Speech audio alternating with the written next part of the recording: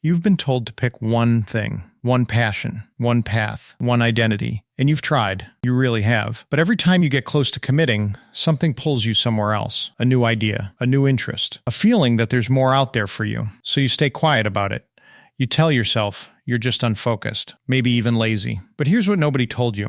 That feeling, that inability to just pick one thing, it might be the most valuable thing about you. And by the end of this, you're going to understand exactly why. You wake up and you're interested in design.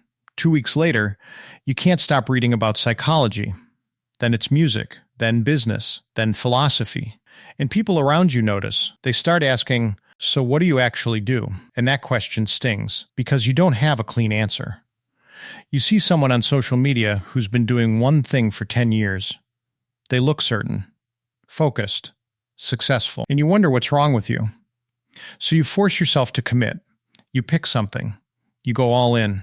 And then the curiosity creeps back. A new idea starts calling, and you feel like you're failing again. Here's what's really happening inside that pattern. You're not running away from things. You're collecting them. Every time you follow a new interest, you're building a layer, a new lens to see the world through, a new tool you don't even know you'll need yet. But because the world rewards specialists, people with one title, one lane, you've been made to feel like a problem. You're not a problem. You're a pattern that most people don't know how to read yet. Stop trying to pick.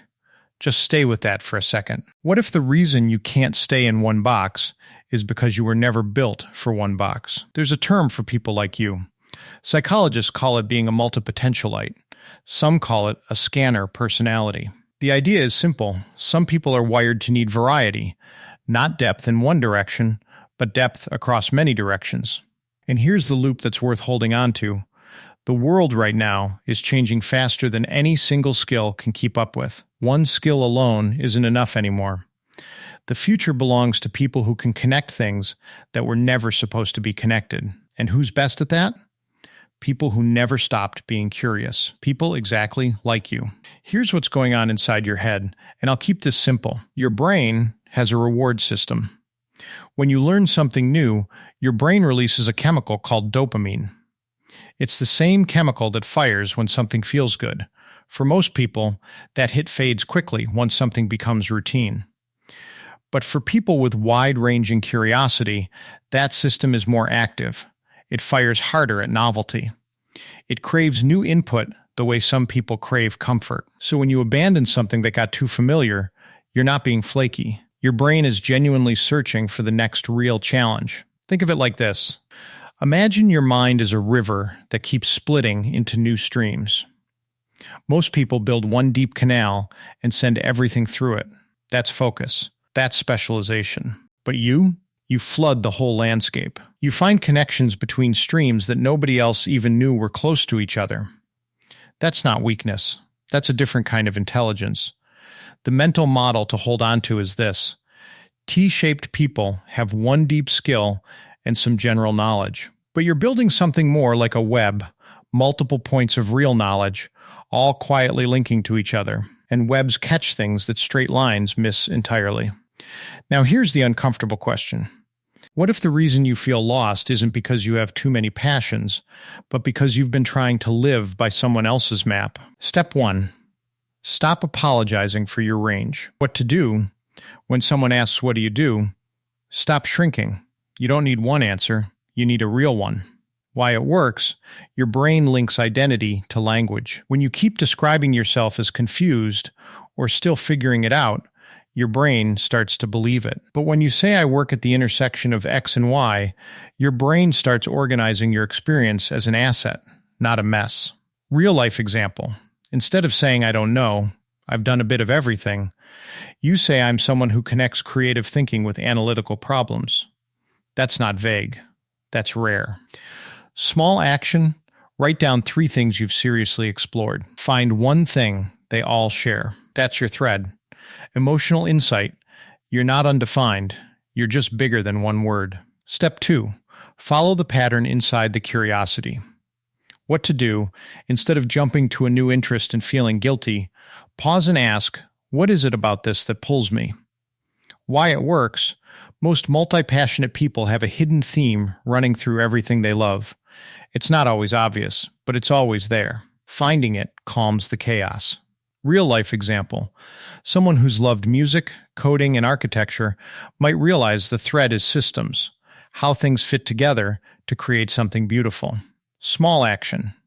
Keep a simple list.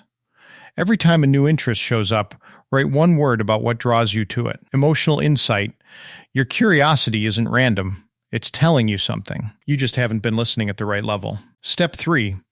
Use your range as a tool, not a problem. What to do? Find projects, roles, or creative work that actually need more than one skill. Stop applying yourself to single-lane opportunities. Why it works? When your environment fits your wiring, resistance drops. When you force yourself into a box, your brain fights you. That internal friction you feel? It's not weakness, it's misalignment. Real-life example. Someone with experience in writing, psychology, and social media doesn't need to pick one. They become the person who creates content that actually understands human behavior. That's a rare combination. Small action. Look at what you've built so far, all the interests, all the skills, and ask, what problem could only I solve with this exact mix? Emotional insight. Your combination is your edge. There is no one else with your exact collection of experience. Step 4. Give yourself projects, not paths. What to do, instead of committing to a career or identity forever, commit to a project for 3 to 6 months. Why it works? The brain responds better to clear endpoints. When something feels endless, anxiety rises. When there's a container, a start and a finish, your focus sharpens without cutting off your curiosity. Real-life example, I'm going to spend 4 months building something that uses both my design sense and my understanding of how people think. That's a project. That's real. That's doable. Small action. Name one project, not a career, just a project, that would use more than one of your interests. Start there. Emotional insight. You don't need a life plan. You need a next thing that feels true. Here's the image to hold on to.